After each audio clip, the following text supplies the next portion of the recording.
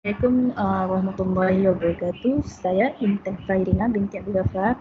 Hari ini saya akan bentangkan tentang sejarah dan latar belakang etnik Banjar.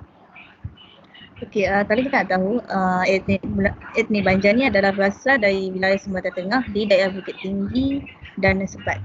Okey, etnik Banjar juga terkenal dengan kemahirannya dalam peralatan dan contoh peralatan pertanian dan senjata, iaitu dibuat daripada besi.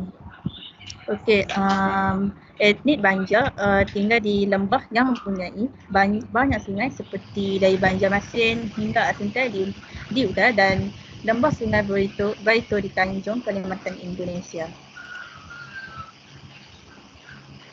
Suku Banjar juga antara suku Banjar yang terdapat di Malaysia termasuklah seperti di Kedah, Perak. Okey, di Perak ni kita dapat lihat suku Banjar di seperti Kerian, Sungai Manik ataupun dan Bangga Datuk. Termasuk Selangor. Selangor juga mempunyai etnik Banjar, antaranya seperti Sabah Benang, Tanjung Karang. Bagi negeri Johor pula tu ada juga etnik Banjar seperti banyak di Batu Pahat. Hai, Assalamualaikum. Saya Izzat bin Nazir. Saya ingin menerangkan tentang seni budaya dan populasi etnik Banjar di Malaysia. Etnik Banjar mempunyai seni bina rumah. Seni rumah tradisional Banjar adalah jenis-jenis rumah khas Banjar dengan gaya dan ukurannya yang tersendiri. Ianya bermulai sebelum tahun 1871 hingga tahun 1935. Rumah tradisional Banjar dibangunkan dengan beranjur ba-anjung, iaitu sayap bangunan yang meronjok dari samping kanan dan kiri bangunan utama kerana itulah disebut rumah ba-anjung. Keagungan seorang pemimpin pada masa perintahan kerajaan diukur oleh jumlah, ukuran dan kualiti seni serta kemegahan bangunan-bangunan kerajaan, khususnya Istana Raja, rumah berbumbung tinggi. Okey, sebagai seni tarian pula. Masyarakat Banjar mempunyai pakaian tradisional iaitu tradisi yang turut digunakan dalam persembahan budaya. Pakaian mereka juga turut ringkas dan sekadar mencerminkan imej mereka iaitu sebagai masyarakat seorang petani. Tarian yang terdapat dalam etnik ini mengadaptasi kegiatan tarian ini dengan menyelipkan elemen kelembutan dan nilai seni tradisi iaitu tradisional yang tinggi selain membuktikan bahawa etnik ini sangat mementingkan pengekalan busana asal masyarakat ini. Tariannya seperti Timang Banjar serta Melayu Deli Banjarmasin. Seni budaya dan populasi. Okay. Seni makanan ni dia bermaksud ada salah satu warisan makanan tradisional Banjar dari benua Banjar atau Kalimantan Selatan. Makanan etnik Banjar juga lebih kepada makanan seperti manisan yang menjadi salah satu juadah kepada masyarakat Banjar sejak dahulu sehingga sekarang. Okay, antara contoh makanan yang diamalkan oleh etnik Banjar adalah salah satunya adalah wadai keping. Wadai keping ni pada masa dahulu disediakan selepas selesai menanam padi ataupun ketika adanya majlis doa kesyukuran atau doa selamat. Wadai keping ni mempunyai cara penyediaannya seperti contoh bahan yang digunakan adalah tepung pulut, garam dan air suam. Contoh antara makanan yang kedua yang diamalkan oleh etnik Banjar adalah seperti makanan kuih kalakata. Okay, kuih kalakata ni atau dipanggil bingka kelapa muda ialah salah satu kuih tradisional bagi masyarakat Banjar. Okay, kuih kalakata ni mempunyai maksud yang tersendiri iaitu kala. Kala tu adalah bermaksud ketika dan bagi kata pula adalah bermaksud panas. Makanan ini sedap dimakan ketika kuih ni masih panas, masih lembik dan panas. Terima kasih kepada sahabat saya atas penerangan yang telah disampaikan sebentar tadi. Terlebih dahulu, saya memperkenalkan diri saya, Nur Syahidah, yang akan menerangkan topik populasi penduduk Banjar di Malaysia. Hasil daripada penghijraan besar sebahagian etnik Banjar ke Tanah Melayu secara tidak langsung, jumlah penduduk di Tanah Melayu ketika itu meningkat. Kini, Malaysia mempunyai purata penduduk di Malaysia sebanyak 32.6 juta. Jumlah tersebut termasuk campuran pelbagai etnik di Malaysia. Di Malaysia terdapat beberapa negeri yang terdiri daripada etnik Banjar, antaranya adalah negeri Perak. Pada tahun 2020, dibanggakan kepadatan penduduk negeri Perak adalah 120 orang per kilometer persegi.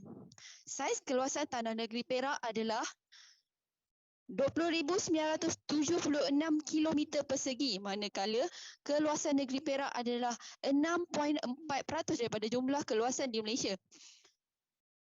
Perak merupakan negeri kedua terbesar di Semenanjung selepas negeri Pahang. Mengikut statistik, bilangan penduduk di negeri Perak pada tahun 2020 adalah sebanyak 2510.3 ribu. Hasil daripada kajian yang telah dijalankan daerah Hilir Perak, Kerian, Batam Padang, Sungai Manik, Bagan Datuk dan Seri River yang terdiri daripada penduduk beretnik Banjar. Daerah Kerian merupakan daerah yang ramai populasi etnik Banjar di Malaysia. Perak merupakan penempatan taburan suku Banjar terbesar di Malaysia dengan 34 daripadanya berada di negeri ini. Malah 90% masyarakat Banjar ada di Bagan Serai, Perak. Kampung Banjar Teluk Intan merupakan sebuah perkampungan bagi etnik Banjar. Kampung Banjar dibuka atas daya usaha Tuan G.S. Walker pada masa itu menjadi pegawai daerah dinding yang dikenali kini sebagai Manjong pada tahun 1950-an. Assalamualaikum warahmatullahi wabarakatuh. Terima kasih kepada saudari Nur Syahidah yang telah menerangkan beberapa maklumat tentang populasi penduduk Banjar di Malaysia. Pada bahagian saya iaitu dialek bahasa Banjar. Bahasa Banjar merupakan bahasa Austronesia yang dipertuturkan oleh suku Banjar di Kalimantan Selatan Indonesia sebagai bahasa ibunda. Bahasa Banjar merupakan cabang bahasa yang berkembang dari bahasa Melayu. Bahasa ini juga berasal dari Provinsi Kalimantan Selatan yang terdiri daripada Banjar Kandangan, Amuntai, Alabiu, Kalua, Alai dan lain-lain. Bahasa Banjar dihipotesiskan sebagai bahasa Proto-Malaik, itu sama seperti bahasa Minangkabau dan bahasa Serawai ataupun Bengkulu. Selain daripada Kalimantan Selatan, bahasa Banjar yang asalnya merupakan bahasa suku kaum juga menjadi lingua franca di kawasan-kawasan lain iaitu Kalimantan Tengah dan Kalimantan Timur serta di daerah Kabupaten Indragiri Hilir, Riau sebagai bahasa perantaraan sesama suku. Bahasa Banjar juga banyak dipengaruhi oleh bahasa Melayu, Jawa dan bahasa-bahasa Dayak. Bahasa Banjar dipercayai mempunyai hubungan dengan bahasa Kendayan iaitu Brunei dan sering pula disebut sebagai bahasa Melayu Banjar. Dalam perkembangannya, bahasa Banjar ini terlalu banyak meminjam perkataan dari bahasa Indonesia dan bahasa-bahasa asing. Namun demikian, bahasa Banjar berada dalam kategori yang masih jauh dari kancah kehapusan kerana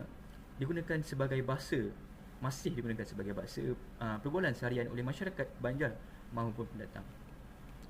Pada rajah yang telah saya berikan, terdapat tiga perbezaan dialek iaitu Banjar Hulu, Banjar Kuala dan Melayu.